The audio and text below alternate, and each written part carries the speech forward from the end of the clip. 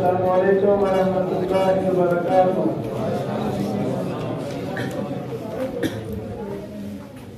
بسم اللہ والحمد للہ والصلاۃ والسلام علی رسول اللہ اما بعد.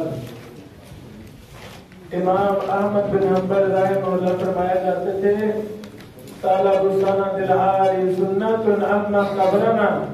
اللہ اکبر. عالی سند کو طلب کرنا یہ محدثین کی سنت ہے، طریقہ ہے محدثین کا. میرے عزیزوں،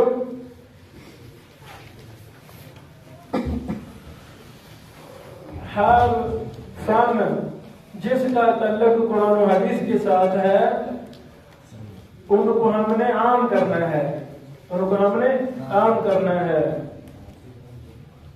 تو یہ فن عالی سند والا، اس میں بڑی ہی زیادہ خیر و برکت ہے، بڑے فوائد ہیں. کچھ تفصیل میں نے اپنی کتاب عالی سند کے اصول الضابط پر لکھ دی ہے، کچھ تفصیل ساری میں لکھی، مختصر کتاب لکھی جس میں آپ پڑھ لیں گے. مجھ سے آپ پوچھیں ابراہیم بھائی آپ کی زندگی کا عجوبہ کیا ہے؟ عجوبہ ہوتا نا کوئی نہ کوئی. میری زندگی کا یہ عجوبہ ہے، میں 17 سال کا تھا، جامعہ رحمانیہ پڑھتا تھا، 5ویں کلاس کا شروع سال تھا. پتہ چلا سندھ جیکب آباد میں ایک معمر بزرگ ہیں، بڑے شیخ ہیں، ان کی عمر 126 سال ہے. کتنی عمر؟ 26 نہیں، 126 سال ہے. تو اللہ تعالیٰ نے اسباب پیدا کیے، میں ان سے جا کے ملا، اور بھی شیوخ گئے، میں بھی ان کے ساتھ گیا، جیکوبا سندھ میں جا کے ملا. یہ میری زندگی کا عجوبہ ہے کہ 126 سالہ بزرگ سے ملا ہی نہیں بلکہ تقریباً 1 ہفتہ ان کے پاس ٹھہرا. بڑے زیادہ سوال کیے، یعنی ایک معمر ترین شخص سے کتنا کچھ میں نے سیکھا ہوگا، کتنے میں نے سوالات کیے ہوں گے. ان سوالوں میں ایک یہ بھی میں نے سوال کیا تھا کہ شیخ محترم کون سی کتابیں سب سے زیادہ پڑھنی چاہیے؟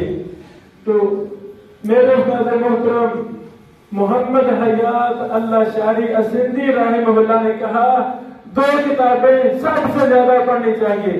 ایک تحفۃ الاحمدی عبدالرحمن محدث مبارک پوری رحمہ اللہ کی، اور دوسری توضیح الکلام شیخ استاد محترم ارشاد اللہ قصری صاحب کی. حافظ اللہ توضیح الکلام. اسی سفر کی برکت سے میں لڑکا تھا 17 سال کا، راشدی خاندان کی تراث، ان کے مکتبے، ان کے قلمی مخطوطات مجھے دیکھنے کا موقع ملا. سمجھا کہ میرے خیال میں بیٹو یہ اینا محدثین 18 سال 20 سال کے درجنوں محدثین ہیں. عمر کتنی 20 سال ہے پر محدث امام.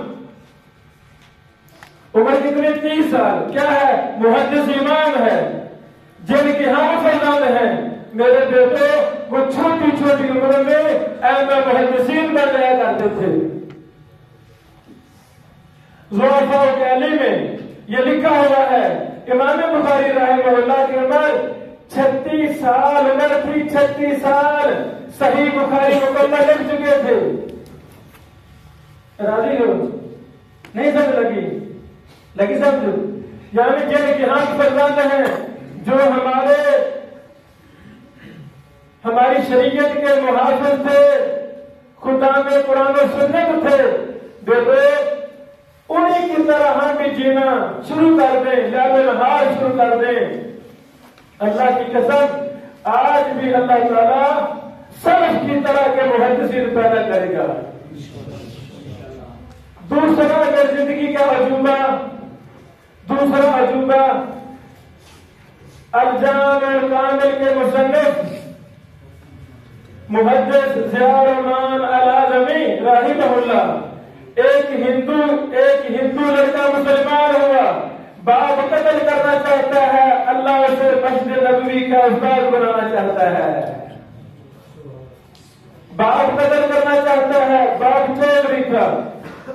ہندوؤں کی قسمیں ہیں، ایک قسم چودھری تھا، بڑے کاروبار کر کے باپ نے کہا اس کو اڑا دو۔ ایک مولوی صاحب کہتے چلے، کہا بیٹا نکل جا اعظم گڑھ سے نکل جا، عمر آباد چلا جا، 500 کلو میٹر دور، وہاں محفوظ طریقے سے وہاں مدرسہ، وہاں جا کے پڑھ۔ ایک ہندو لڑکا پڑھنا شروع کیا،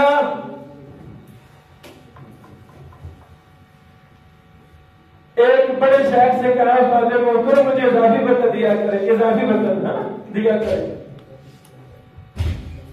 استاد کے منہ سے نکلا، زبان سے نکلا، بیٹا رات 3 بجے آ جایا کر۔ دیکھو اساتذہ سارا دن ماشاءاللہ پڑھا رہے ہیں نا، کتنے کام، بیٹا 3 بجے آ جایا کر۔ یہ بچہ جو ہندو سے مسلمان ہوا، جس نے کل کو مدینہ یونیورسٹی کا کلیہ حدیث کا ڈین بننا تھا، ایسی کتاب لکھنی تھی جو تاریخ اسلام میں آج تک نہیں لکھی گئی۔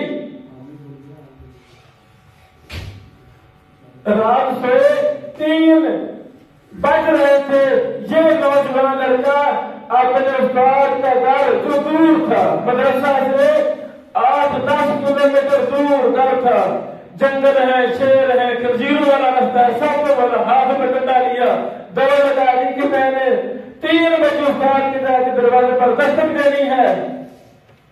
دروازہ کھولا تو ضیاء الرحمن آدمی صاحب پڑھنے آئے ہوئے ہیں، بیٹا آجا مرحبا۔ کلاس میں بھی پڑھ رہے ہیں، روزانہ بلال آگا 3 بجے رات اپنے استاد کے گھر جا کر تہجد کے وقت اپنے استاد سے جا کر علم حدیث حاصل کر رہے ہیں۔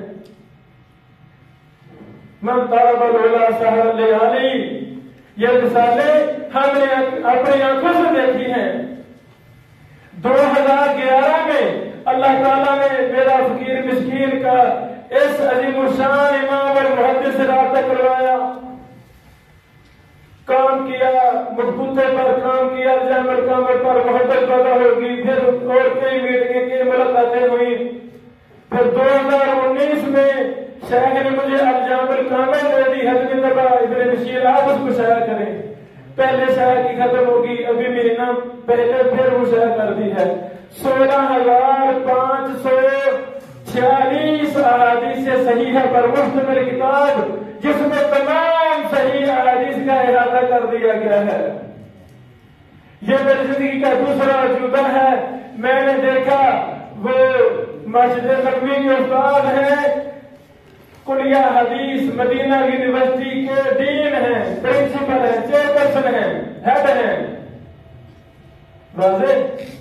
واضح یعنی آپ بھی ذرا ہمت کریں، نیت کریں۔ میں کیسے شخص کو جانتا ہوں، محمد بن علی بن آدم علی سیوبی رحمہ اللہ، مکہ والے، 1000 استاد سے انہوں نے اجازت کو روایہ لیا۔ کتنے دفعہ سے؟ 1000 استاد سے انہوں نے اجازت کو روایہ لیا، پھر ان اجازت کے روایہ پر اپنا الفیہ بھی لکھا۔ الفیہ ہمارا تھوڑا سا مطالعہ ہے طریق اسلام کے بڑے بڑے جہاندیدہ لوگوں پر۔ طریق اسلام میں ایسا شخص ایک ہی ہے جس نے ہر فن میں الفیہ لکھا ہے۔ الفیہ فی العلل، الفیہ فی التوحید، الفیہ فی اصول الفقہ، الفیہ فی النحو، الفیہ فی الصرف، الفیہ فی الشیوخ، یعنی ہر منطق بلاغہ پر الفیہ لکھے۔ اس کا نام کیا ہے؟ محمد بن علی بن آدم علی سیوبی رحمہ اللہ، وفات پا گیا۔ مسلم کی شرح لکھی 40-45 جلدوں میں، اتنی بڑی شرح نسائی کی پیٹ بڑی شرح، ترمذی کی پیٹ بڑی شرح. بندہ کیا ہے؟ ایک بندہ ہے، چھوٹا سا کالا ہے، حبشی ہے، کالا سا کلر ہے. کیا اللہ تعالیٰ نے کمال کر دیا. محمد بن علی بن آدم اسیوبی، افریقہ کا لوگ اسیوبی. یہ تو ہندی باتیں تھی. اور بیٹا ہم بھی تراغم کریں اللہ کو راضی کرنے کے لیے وہی محدثین کے حالات و واقعات جو ہم کتابوں میں پڑھتے ہیں. کچھ ویسے ہی لوگوں کو ہم نے اپنی آنکھوں سے دیکھا ہے. آئیں ہم بھی نظر کریں، اللہ تعالیٰ ضرور بھی ضرور آپ کو بھی بڑا مقام مرتبہ عطا فرمائے گا. تو یہ عالی سند ہے کیا؟ عالی سند ہے کیا؟ پوری دنیا میں ہمارے بڑے بڑے رابطے ہیں، بے شمار گواہیاں بڑے بڑے شیوخوں نے مجھے دی ہیں، مل کر کچھ میں نے لکھ دی ہیں، کچھ نہیں مل سکا، کہ پوری دنیا میں 17 واسطے والی سند سب سے عالی ہے. میرے مسکین کے درمیان اور محمد رسول اللہ صلی اللہ علیہ وسلم کے درمیان 17 واسطے ہیں. کتنے؟ 17 واسطے ہیں. یہ دنیا میں سب سے عالی سند ہے. واضح؟ تو اس میں وہ تفصیل لکھی ہوئی ہے. یہ ساری شرح ہے، عالی سند کے اصول ہیں، ضوابط ہیں، اقسام ہیں، وہ تفصیل یہاں لکھی ہے. واضح؟ ابھی ہفتہ پہلے میں نے یمن کے اپنے شاگرد کی کتاب شائع کی ہے، مرویات شیوخ الاجلہ. میرا شاگرد ہے، 35-36 سال عمر ہے، بڑا ہی جہاں دیدہ بیٹا ہے. 450 کے لگ بھگ پوری دنیا کے شیوخ سے وہ 35 سالہ میرا بیٹا 450 شیوخ سے اجازت کا روایہ حاصل کر چکا ہے پوری دنیا کی. میں نے کہا بیٹا کہ تحریر کو زندگی کا پتہ نہیں ہے. اس نے پھر لکھا، پھر میں نے اس کتاب کو شائع کیا. ابھی ہفتہ پہلے چھپی وہ کتاب. سمجھا گی؟ تو یعنی بیٹے ہم کیا ہیں؟ ہم کچھ بھی نہیں ہیں. ہمارے اساتذہ ہیں جن سے ہم نے علم سیکھا. استاد محترم شیخ تسری صاحب، حافظ شریف صاحب، حافظ مسعود عالم صاحب، یہ دیگر اساتذہ دیگر مدارس کے شیوخ الحدیث کو بڑا لازم پکڑیں، ان سے سیکھیں. یہ ہمارے روشن ستارے ہیں بڑے اساتذہ، ان کو لازم پکڑیں. جتنا کچھ ایک شہر کے ٹائم پہ اتنا لے لیں، کچھ نہ کچھ نئی چیز سیکھ لیں گے، پھر دوسرے سے، پھر تیسرے، پھر چوتھے سے. میرے زمانہ طالب علم میں میرا یہ عادت تھا، جتنے بھی پاکستان کے محدثین ہیں میں نے سب سے پڑھا کے پڑھنا ہے، اور پڑھتا تھا. کہیں مہینہ ٹھہرا، کہیں 10 دن، کبھی 2 دن، کہیں 10 کیا ضرور. یعنی ہم محدث نہیں ہیں، ہمیں محدثین سے پیار ہے. عالی سند کا شعور بیدار کرنا، جو ہماری تھوڑی بہت ہمت ہے، طاقت ہے، ہم کرتے رہتے ہیں، ہمیں شرم بھی آتی ہے. یہ بڑے محدثین کا کام ہے، بڑے شیوخ کا کام ہے. تو کوئی بات نہیں، کوئی بات نہیں. اگر ایک مسئلہ کی سمجھ چھوٹے طالب علم کو بھی آ جائے اور اس کے اندر طاقت ہمت ہے، اس کو آگے اسے پڑھ سکتا ہے، اسے کرنا چاہیے، اسے کرنا چاہیے. واضح؟ تو اس محدثین کی سنت کو سماع حدیث کی مدد سے لگتی تھی. مسند احمد کی، سبحان اللہ سبحان اللہ. امام احمد بن حنبل کوڑے والی سزا سے فارغ ہوئے ہیں، گھر گئے ہیں. عبداللہ بیٹا کہتا ہے یہ پوری انگلی ابو کے زخموں کے اندر داخل ہو جاتی تھی. کتنے گہرے زخم تھے. ہم کن کی اولاد ہیں؟ ہمارے بڑے کون تھے؟ عبداللہ فرماتے ہیں ابو جی نے کہا عبداللہ سارے کو بلاؤ، حنبل کو بلاؤ. حنبل ایک امام احمد کے دادے کا نام ہے، دوسرے امام احمد کے بھتیجے کا نام ہے. حنبل بن اسحاق بن حنبل. ان کو بیٹے کو بھتیجے کو اکٹھا کیا، امام احمد صاحب فرماتے ہیں بیٹو میرا دل نہیں کرتا فارغ بیٹھوں، چلو مسند احمد پڑھنا شروع کر دو۔ اتنے اتنے لمبے زخم امام احمد کے جسم پر، چکنا چور بیچارہ، 3 بادشاہوں کی کے کوڑے سہنے والا، حدیث کا وارث فارغ نہیں بیٹھے بیٹو مسند احمد پر۔ عبداللہ صاحب فرماتے ہیں ہم نے ابو جی پر ساری مسند احمد پڑھی۔ تاریخ اسلام کی مجموعہ کتابوں میں سب سے بڑی کتاب تاریخ دمشق ہے، 80 جلدوں میں۔ تاریخ دمشق 80 کے 85 80 جلدوں میں تاریخ دمشق۔ ابن عساکر نے کتاب لکھ لی، بوڑھا ہو گیا، ساری زندگی لکھتے رہے، بوڑھے ہو گئے، اب پریشان ہے، نظر ثانی ہو جائے، مراجعہ ہو جائے تاکہ کام اتھینٹک ہو جائے، کس کو کہوں گی مراجعہ ہو جائے۔ اللہ سے رابطہ قائم کیا، اللہ جی کیا میں طریقہ اختیار کروں۔ اللہ تعالیٰ نے ذہن میں ترکیب ڈالی کہ آپ کا اپنا بیٹا جوان ہے، پڑھا لکھا ہے، بیٹے سے کہیں اپنے شاطر رحم اللہ نواز بیٹھے ہیں، تو بڑا بے وفا ہے، تو ایسے ہے، تو ویسے ہے، بیٹا پریشان، بیٹے کو کیا ہو گیا ہے، باپ کو کیا ہو گیا ہے، آج مجھے سیدھے ہوتا ہے، خیر تو ہے، ابو جی کیوں پریشان ہے، کیوں مجھ سے ناراض ہے؟ نہیں نہیں میں نے تمہیں نہیں بنانا، میں ناراض کرتی، ابو جی بتائے جو بھی آپ کہیں گے میں کروں گا، بس راضی ویسے ہو جائیں۔ کہا اچھا پکا؟ جی پکا والا۔ کہا چلے میری تاریخ ابن عساکر پکڑے، پڑھنی شروع کرے، مراجعہ کرے، میں سن رہا ہوں، آپ اس کو پڑھو، جہاں کمی کوتاہی ہوگی وہ پوری کرتے جانا۔ اور ایسے ہی ہوا، نہیں لگی سمجھے؟ لگی سمجھے؟ بیٹو جب ہم اس لیول کی ہمتیں کریں گے تو اللہ تعالیٰ ہمیں ضائع کر دے گا، اللہ تعالیٰ ضرور ہم سے کام لے گا۔ تو ابھی ہم صحیح بخاری سے کتاب بدل وحی، ابھی ہم وہ پڑھتے ہیں، فضیلت الشیخ حماد افری صاحب رحمہ اللہ ساری بار سے، فضیلت الشیخ مجتبی عالم بہاولپور سادہ گنج منڈی سے شیخ محترم نکالے انشاءاللہ۔ صحیح بخاری سے کتاب بدل وحی ہم پڑھتے ہیں، 10 منٹ میں ہم فارغ ہو جائیں گے انشاءاللہ العزیز۔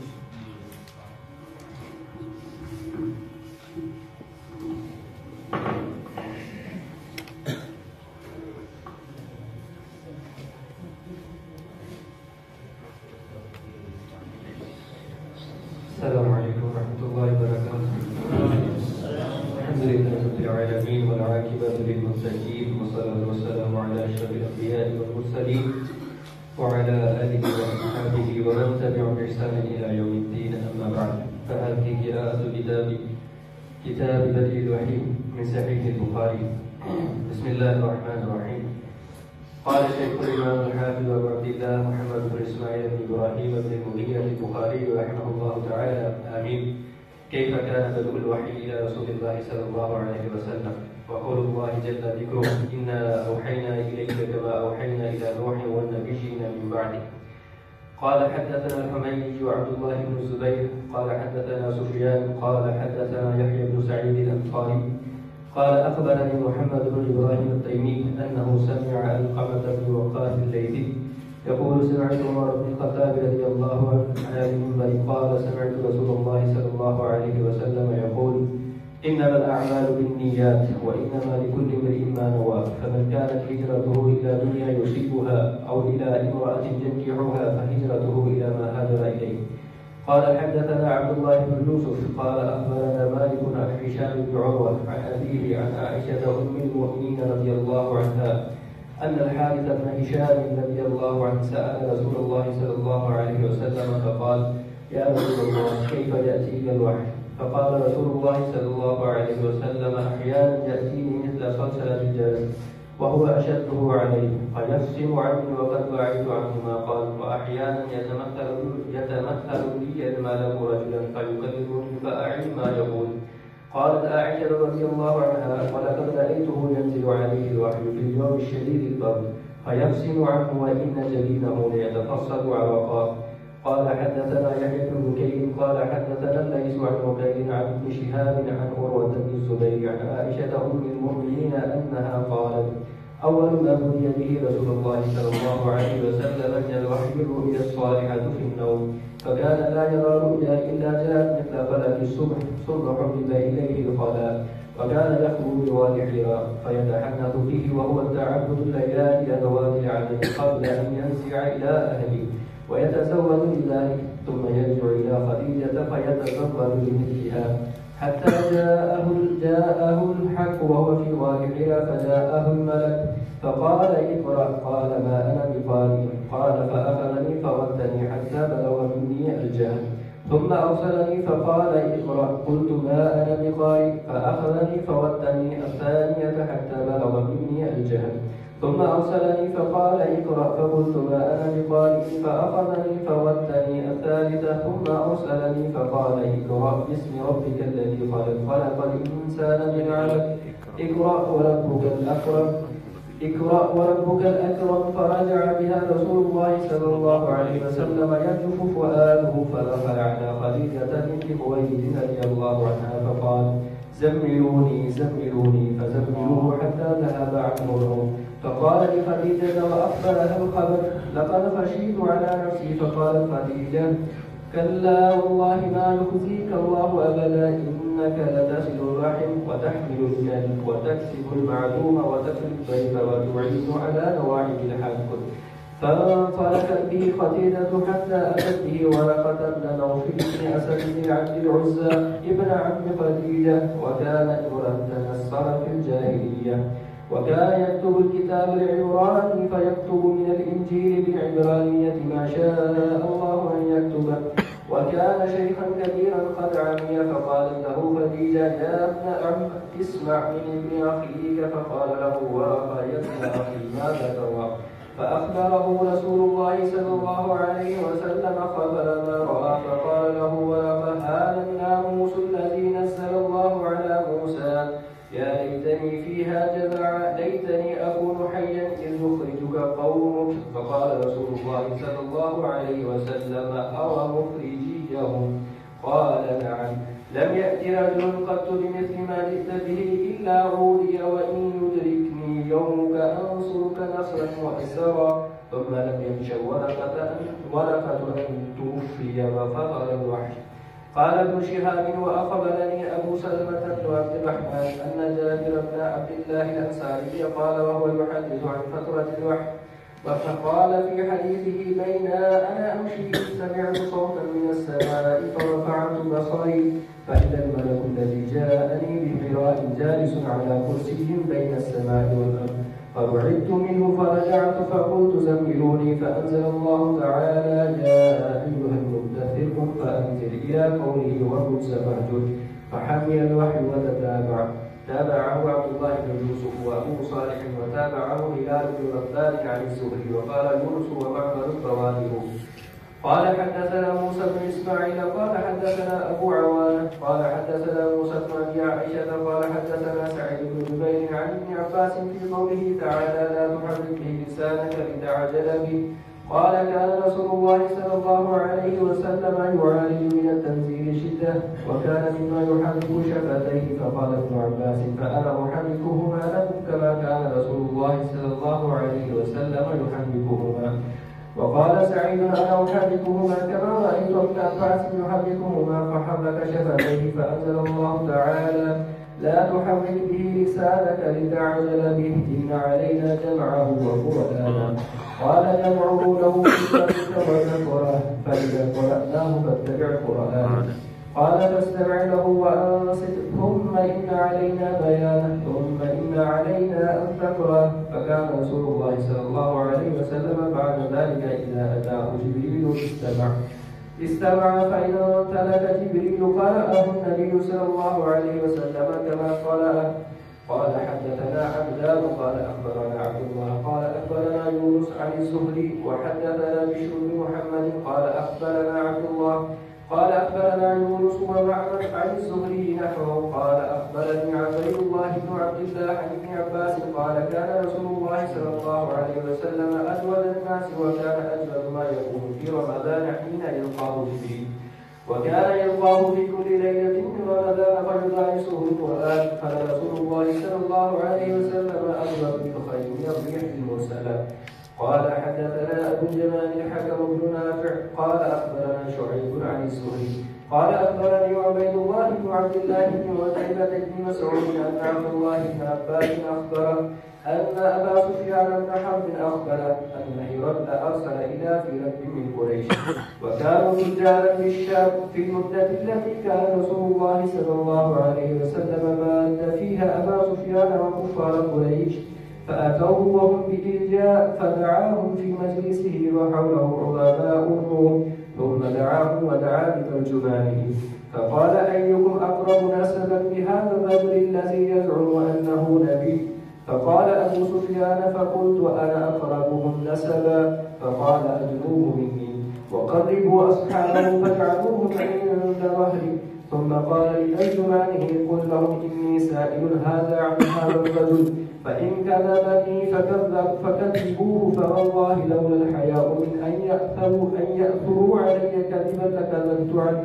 ثم كان أول ما سألني عنه أن قال كيف نسبه فيكم؟ قلت هو فينا ذو نسب. قال فهل قال هذا القول منكم أحد قط قبله؟ قلت لا. قال فهل كان من آبائه من ملك؟ قلت لا. قال فأشراف الناس يتبعونه أم ضعفاؤهم؟ فقلت بل ضعفاؤهم. قال أيزيدون أم ينقصون؟ قلت بل يزيدون. قال فهل يرتد أحد منهم سخطا لدينه بعد أن يدخل فيه؟ قلت لا. قال فهل كنتم تتهمونهم بالكذب قبل أن يقول ما قال؟ قلت لا. قال فهل يكذب؟ قلت لا. ونحن منه في مدة لا ندري ما هو فاعل فيها.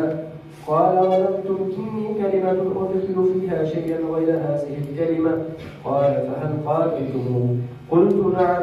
قال فكيف قتالكم إياه؟ قلت الحرب بيننا وبينه سجال الجلال منا وننال منه. قال ماذا يأمركم؟ قلت يقول اعبدوا الله وحده ولا تشركوا به شيئا واتركوا ما يقول آباؤكم ويأمرنا بالصلاة والصدق والعفاف والصلة. فقال للترجمان قل له سألتك عن نسبه فذكرت أنه فيكم ذو نسب فكذلك الرسل تبعث في نسب قومها فسألتك هل قال أحد منكم هذا القول فذكرت أن لا. فقلت لو كان أحد قال هذا القول قبله لقلت رجل يأتسي بقول قيل قبله. وسألتك هل كان من آبائه من ملك فذكرت أن لا. قلت فلو كان من آبائه من ملك قلت رجل يتلو بملك أبيه. وسألتك هل كنتم تتهمونهم بالكذب قبل أن يقول ما قال فذكرت أن لا. فقد أعرف أنه لم يكن رجال الكذب على الناس ويكذب على الله. وسألتك أشراف الناس اتبعوه أم ضعفاؤهم فذكرت أن ضعفاءهم اتبعوا وهم أتباع الرسل. وسألتك أيزيدون أم ينقصون فذكرت أنهم يزيدون وكذلك أمر الإيمان حتى يتم.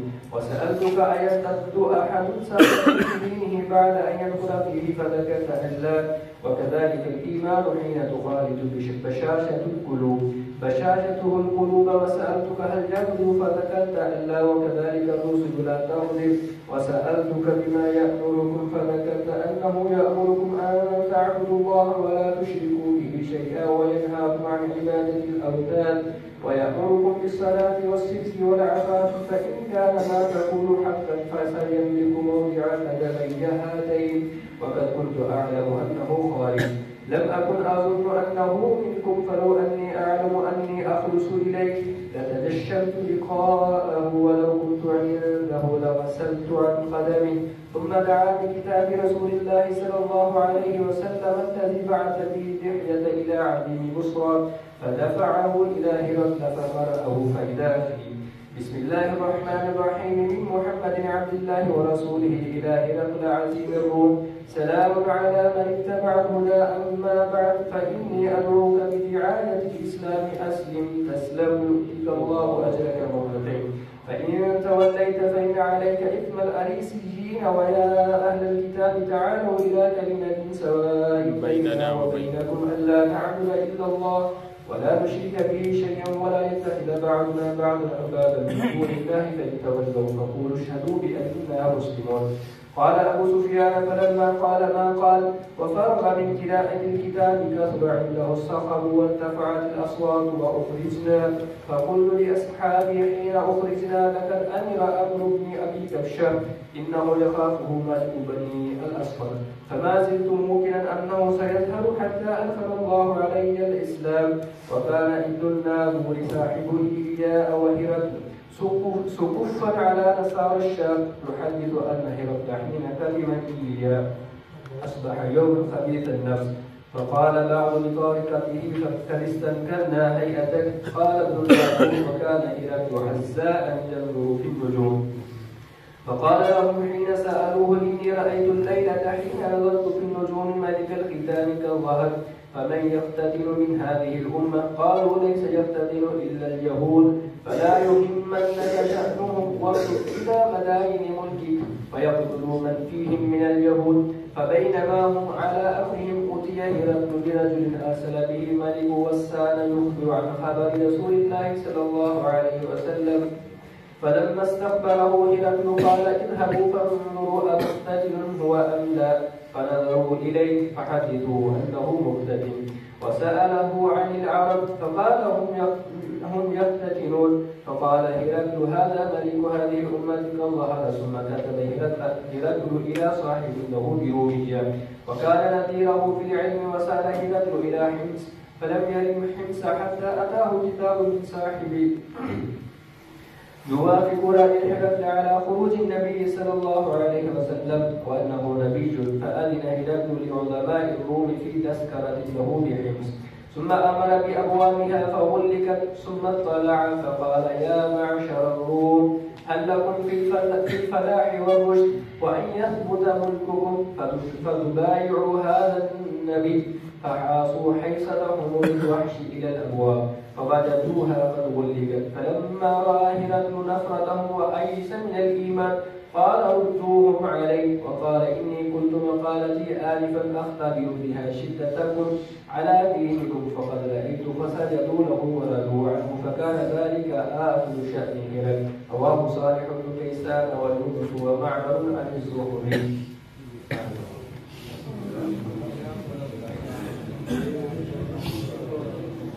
अल्हम्दुलिल्लाह क्योंकि मोहतरम ने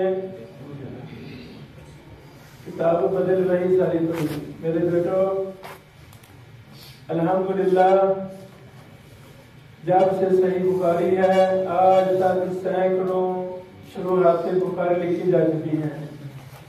तो हदीस का तालिब इल्म एक हदीस की शरह एक किताब में पढ़े, फिर दूसरी शरह में, फिर तीसरी में, फिर चौथी में, यानी हमें 10-10, 20-20 कुतुब से एक एक हदीस की शरह पढ़नी चाहिए।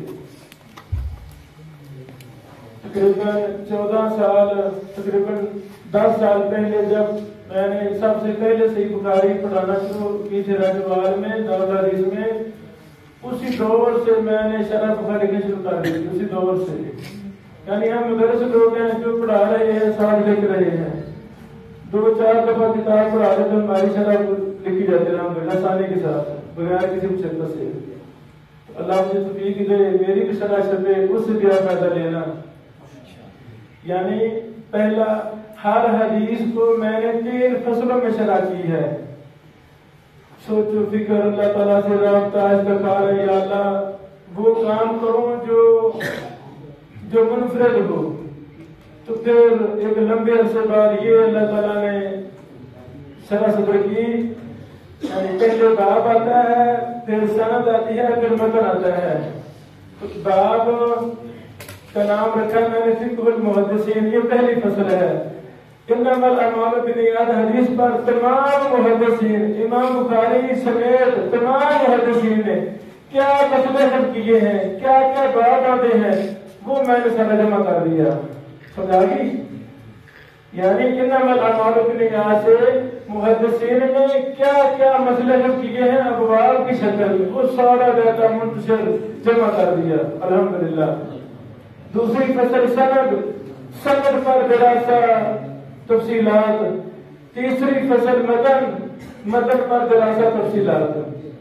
اللہ تعالیٰ توفیق سے کچھ چھپے آپ میں سے پیدا لیں۔ شرح مسلم حمیدی میری 3 سال پہلے وہ چھپ گئی تھی زکیم جلد 1200 صفحے میں۔ شرح مسلم حمیدی میری چھپی گئی، اردو بزار ہے، وہ بھی لیں، بڑی قیمتی شرح ہے۔ شرح صحیح مسلم میری قدوسیہ والے 6 جلد میں شائع کر رہے ہیں، وہ بھی میں نے 10 سال پہلے لے کر ان کو دے دی تھی، اللہ کرے وہ شائع کر دیں۔ یہ مقصد کیا ہے بیٹو؟ ایک دیہاتی بندہ ہے، میں پینٹو ہوں، پینٹو آپ دیکھ ہی رہے، مجھے زندگی گزارنے کا طریقہ بھی میں نہیں آتا، ہم سادہ لوگ ہیں، دیہاتی ہیں، آج میری جنگل میں ہم بیٹھے ہوئے ہیں۔ تو جب کوئی دیہاتی بندہ وقف ہو جائے، یعنی مجھے مزدوری کرنا آتی نہیں، میں کوئی کام کر سکتا ہی نہیں، میں بالکل دنیا کے لحاظ سے میں فضول ہوں، مجھے پتہ نہیں کسی چیز کا، جوتا لینے کا طریقہ نہیں ہمیں آتا، دکان سے سبزی لینے جاتا ہوں، گھر والے پوچھتے کتنے چاہیے، میں کہتا پتہ نہیں ہے، اور باقیوں پر کوئی پوچھا نہیں ہے۔ میرے بیٹو یعنی آپ تو بڑے بڑے شہروں والے ہیں ماشاءاللہ، اکاڑا جیسے شہر بڑے بڑے شہروں کے ہیں بیٹو، آپ بہت کام کر سکتے ہیں، آئیں وقف ہو جائیں قرآن و حدیث کے لیے۔ ایک میری کتاب ہے نصیحت ہے میرے سلام کی، ابھی دوبارہ پھر شائع کر رہا ہوں، جلدی آ جائے گی مارکیٹ میں، اس کو پڑھیں، بار بار پڑھیں، انشاءاللہ آپ کی نیندیں حرام ہو جائے گی، آپ کے اندر نئی روح وہ کتاب پھونکے گی کہ ہمارے سبب کیا ہے، ہم کیا ہے۔ اللہ سے دعا ہے اللہ تعالیٰ اس مجلس کو قبول فرمائے، شیخ عمیر صاحب، شیخ محترم جامع کے ناظمین، اللہ تعالیٰ سب کو سلامت رکھے، اس شہر کو اللہ محدثین کا شہر بنائے، عبدالجبار کھڈیروی جیسے محدثین اللہ آپ سب کو بیٹا بنا دے، عبدالرشید ہزاروی صاحب، عبدالعلیم صاحب، شیخ ظاہری صاحب، شیخ زبیر صاحب، شیخ عبدالماجد صاحب، شیخ اشرف صاحب، شیخ عبداللہ صاحب اس جامعہ کی شیخ الحدیث، اللہ بیٹا آپ کو بڑے بڑے شیوخ بنائے، تو کبھی کتائی ہوگی ہو تو معاف کرنا۔ ابھی یہ سند اور کتاب ہم آبانی میں تقسیم کرتے ہیں۔ السلام علیکم ورحمۃ اللہ وبرکاتہ۔